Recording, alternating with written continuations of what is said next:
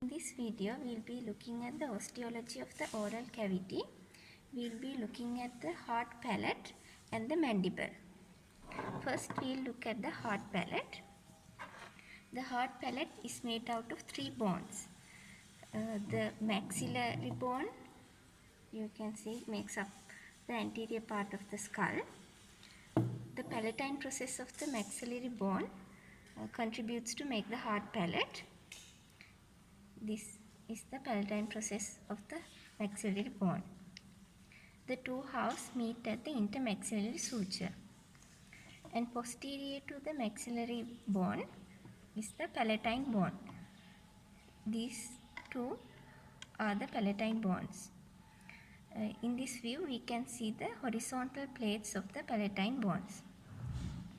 The vertical plates of the bone extends to the nasal cavity. If we look at the special features we can see in this view, there's the incisive fossa, into which opens the incisive canals which provides pathway for the sphenopalatine artery and the nasopalatine nerves.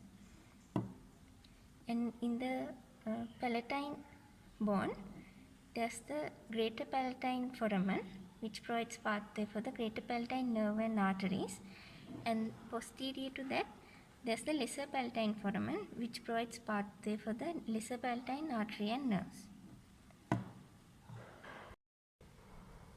This is the mandible.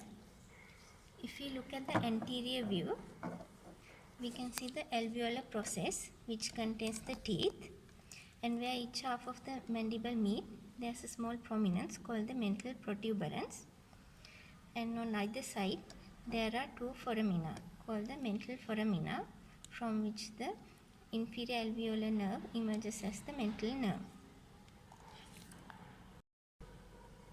This is the lateral aspect of the mandible. Here we can see the body, the ramus, and where each meet, there is the angle of the mandible. The ramus ascends up to two processes. The condylar process, which has a neck and a head and articulates with the temporal bone, and the coronoid process anteriorly, to which the temporalis muscle attach.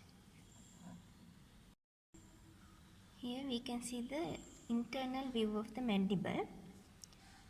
In the midline, there are four tubercles called the genial tubercles or the mental spines. To the inferior two attach the geniohyoid muscle, and to the upper two attach the genioglossus muscle.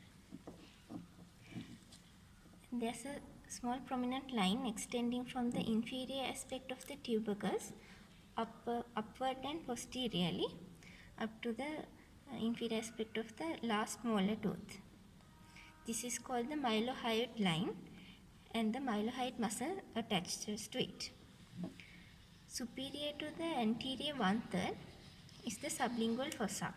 The sublingual gland lies against this fossa, and inferior to the posterior 2/3 is the submandibular fossa, against which lies the submandibular gland. And in the ramus, we can see another feature, the mandibular foramen.